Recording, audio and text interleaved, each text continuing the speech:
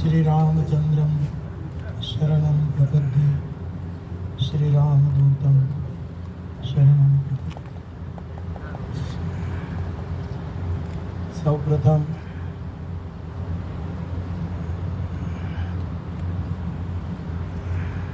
ઈશ્વરદાન બાપુનું સ્મરણ કરું, જેમના ઉચ્ચારે, જેની પવિત્ર વાણીએ આપણા સમાજના ઉચ્ચારો શુદ્ધ કર્યા છે, એવા ઉચ્ચાર પુરુષ ઈશ્વરદાનજી બાપુની ચેતનાને પ્રણામ કરું. પછી મરડા વિરાજમાન શક્તિપીઠની અધિષ્ઠાત્રી આઈમાં સોનલ, જેના વિચારોએ આપણને વિચારતા કર્યા. જેમ ઘનશ્યામ બાપુએ હમણાં કહ્યું કે માં કેટલી રેશનાલિસ્ટ હતી, એના વિચારોએ આપણને થોડાક આજના દેશકાળ પ્રમાણે વિચારતા કર્યા. એ જગદંબાને પ્રણામ કરું. અને અર્વાચીન સમયમાં ચારણ સમાજમાં જેને આપણે ઋષિચારણ કહી શકીએ, એવા ઋષિચારણોનો આચાર્ય મને તમને આચરણ કરતું શીખવ્યું છે.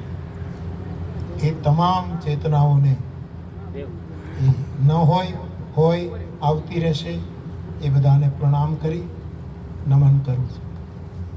આજના ચારણ કન્યા છાત્રાલયના જે માં સોનબાઈમાં પ્રેરિત છે, એના ભૂમિ પૂજન પ્રસંગે અહીં ઉપસ્થિત, આ બાજુથી લઉં તો ભક્તરાજ પાલુ બાપુ, ગિરીશાપા, આપણા સૌના કાર્યમાં હંમેશા હાજર હોય, પ્રસન્નતાથી હાજર હોય એવા આપણા રાજકીય આગેવાન આપણા રૂપાલા સાહેબ, અંબાઈ સાહેબ. અને મને તો એમ હતું કે આ ફકીર જેવો ચારણ જ્યારે મળે ત્યારે હું જોઉં એની અકિંચનતા. એ કારણે 51 લાખ રૂપિયા આ કન્યા છાત્રાલયમાં સમર્પિત, અને સતત ઝીબા સાહેબને અટકાવતા હતા, વધારે કંઈ બોલો માં, વધારે કંઈ બોલો માં, વધારે કંઈ બોલો. આ એમની સેવાને હું નમન કરું છું, એમની સાધનાને નમન કરું છું. આ ટ્રસ્ટ, એમના પ્રમુખ ઝીબા સાહેબ અને આપ સૌ, આટલો મોટો ચારણ સમાજ અહીં સૌ બેઠા છો, આપ સૌને મારા પ્રણામ. જય માતાજી, જય સિયારામ. રૂપાલા સાહેબે આજની વાત કરી, ગિરીશ આપાએ પણ ગાંધીનગરની બધી વાતો કરી,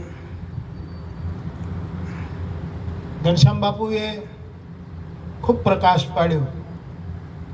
મારે બીજું કંઈ કહેવું નથી, મારે એટલું જ કહેવું છે કે ભગવદ્ ગીતાના 10મા અધ્યાયમાં જે વિભૂતિ યોગ છે, એમાં ભગવાન કૃષ્ણએ આમાં આ હું છું, આમાં આ હું છું, આમાં આ હું છું, એવી વિભૂતિ યોગનું વર્ણન કર્યું છે.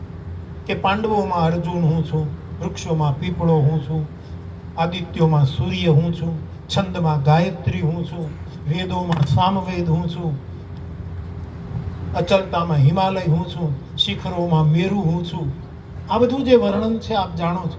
એમાં કન્યા માટે, સ્ત્રી માટે, માતૃ શરીર માટે ભગવાન કૃષ્ણ એમ બોલ્યા છે કે એક દીકરીમાં હું 7 પ્રકારે વિદ્યમાન છું. દરેક પુરુષમાં એક રીતે છું. ત્યારે કોઈ પણ દીકરી હોય ને, એમાંય પાછી ચારણની દીકરી હોય, ત્યાં પણ મારો પક્ષપાત છે કે ચારણની દીકરી છે. બધી દીકરીઓ આપણી છે, પણ એમાંય ચારણની દીકરીની વિશેષતા આપણે ક્યાં નથી જાણતા, ક્યાં નથી સમજતા. તો કોઈ પણ દીકરીમાં 7 પ્રકારે હું વિરાજમાન છું. કૃષ્ણ સ્ત્રીત્વ ધારણ કરે છે 7 રૂપે દીકરીઓમાં. હું એટલું જ હનુમાનજીને પ્રાર્થું કે આ કન્યા છાત્રાલયમાં દીકરીઓ એવી રીતે શિક્ષિત થાય, એવી રીતે દીક્ષિત થાય કે ભવિષ્યનું ભારત એમાં કૃષ્ણની 7 વિભૂતિઓના દર્શન કરી છે. અને હું પણ જોઈ શકું, આપણે બધા જ એને નિહાળી શકીએ એવી 7 વિભૂતિ કઈ? તો ગીતામાં કહ્યું છે કીર્તિ, શ્રી, વાક, ચ, નારીણામ, સ્મૃતિ, મેધા, ધૃતિ અને ક્ષમા. એક કન્યામાં, એક માતૃ શરીરમાં 7 પ્રકારે, આવું કૃષ્ણએ કોઈને કીધું નથી. 7 રૂપે જો કન્યામાં વિરાજમાન હો, તો હું ઈચ્છું કે આ છાત્રાલયમાંથી પહેલું લક્ષણ જે ભગવાનનું વિભૂતિ તત્વ દીકરીઓમાં જે જોવા ઈચ્છે છે એ છે કીર્તિ. અને ચારણ કન્યાની કીર્તિ તો આપણે બધા જાણીએ છીએ સર. એક બાળાએ, એક કન્યાએ 14 વર્ષ અને મેઘાણી સાહેબ આ બધા હલી ગયા. આ શું થયું? કીર્તિ તો તમારા પાયામાં છે, ધાવણમાં છે. કીર્તિ લઈને દીકરીઓ આવે છે અને ભગવાન કૃષ્ણએ એ કીર્તિને વધારે. કીર્તિ, શ્રી, ઐશ્વર્ય. આજે ભારતની એક દીકરી, અમારે મૃગાંક શાહ સુરતના, એમણે તો એમ લખ્યું કે ધરતીમાં એક દીકરી પ્રગટી એ સીતા કહેવાણી, પણ આકાશમાંથી એક દીકરી પ્રગટી સુનીતા કહેવાણી. આ સીતા અને સુનીતાનો જે એણે સમન્વય કર્યો કે ધરતીએ જાનકી પ્રગટ કરી અને આકાશમાંથી એક દીકરી ધરતી ઉપર 9 મહિના રહીને આવી, એ સુનીતા. તો શ્રી, ઐશ્વર્ય. ગૃહિણીમ ગૃહો મુચ્યતે, ઘર ગૃહિણીથી જ કહેવાય. તો દીકરીમાં કૃષ્ણ કહે છે શ્રી, કીર્તિ, શ્રી, વાક, વાણી. વાણીનો વિવેક ચારણોમાં ઘણો, પણ થોડીક ચતુરાઈ પણ ખરી. ચતુરાઈ ચારણ તણી હોવી જોઈએ, પણ ચારણ માતૃ શરીરમાં, આય માતાઓમાં, દીકરીઓમાં ચતુરાઈ નથી. પરાવાણી છે. સોનલમાં કેવા ભાષણો કરતા હતા, શું કરતા હતા? એમાં બેઠી હોય, એનો હોઠ હલે, એનો મનનો સંકલ્પ થાય અને એની આંખના પલકારામાં બધું સર્જન થતું આપણે સૃષ્ટિ જોઈએ. એની વાણીનો પ્રભાવ. કીર્તિ, શ્રી, વાક. એક ચારણની દીકરી તલગાજરડા આવી એના મા બાપ સાથે. અમારે ત્યાં બધા આવે, મને ગમે એટલે મેં દીકરીને કીધું કે બેટા તું કાંઈ ગાય છે, કાંઈ છંદ, વાકરું, કાંઈ કવિતા? તો કે બાપુ ગાય બતાવું કે કરી બતાવું? આ ચાલે. આ હજી પણ આ ચંડી તત્વ છે. ગાય બતાવવું એ જરૂરી છે. વેદોએ કહ્યું સંગચ્છધ્વમ સંવદધ્વમ. આપણો વેદ કે આપણે એક સાથે ગાઈએ. આજે શું છે, ચારણો એનું ગાય છે, ઓલા એનું ગાય છે, ઓલા એનું ગાય છે, ઓલા. આપણે એક નથી થઈ શકતા. ચારણોએ ને મારે ને બધાએ આનું કારણ ગોતવું પડશે, અને કારણ ગોતે એનું નામ ચારણ. જે કારણ ન ગોતી શકે એને ચારણ કેમ? અને ચારણોએ કારણો ગોત્યા છે. તમારો નિવાસ હિમાલયમાં છે, તમારું મૂળ ઘરાનું હિમાલય. હું ક્યારેક વિરોધમાં કહું કે તમે હિમાલયની આટલી ઠંડીમાંથી આવ્યા તો એ સ્વભાવ આટલો બધો ગરમ કેમ? કારણ કે મને તો અનુભવ છે ને બાપા, મને તો બધા અનુભવ છે અને મારી અનુભવ વાણી છે આ. એટલે કીર્તિ, શ્રી, વાક, ચ નારીણામ, સ્મૃતિ. ચારણ દીકરીઓમાં જે સ્મૃતિ હોય છે, અર્જુન કૃષ્ણની વિભૂતિ છે, પણ 700 શ્લોક સુધી એને સ્મૃતિ નથી આવતી. કૃષ્ણ બોલે જાય છે, બોલે જાય. 700 શ્લોક ઘનશ્યામ બાપુ ત્યારે ઓલો બોલ્યો સ્મૃતિર્લબ્ધા. અને ચારણની દીકરીને માના કોઠામાંથી સ્મૃતિ હોય છે. એમ ગયા જન્મમાં શું હતી, અત્યારે મારે શું કરવાનું છે, અને આવતું જગત કેવું છે, ત્યારે મારે કેવું રૂપ ધારણ કરવાનું છે, આવી એને સ્મૃતિ હોય છે.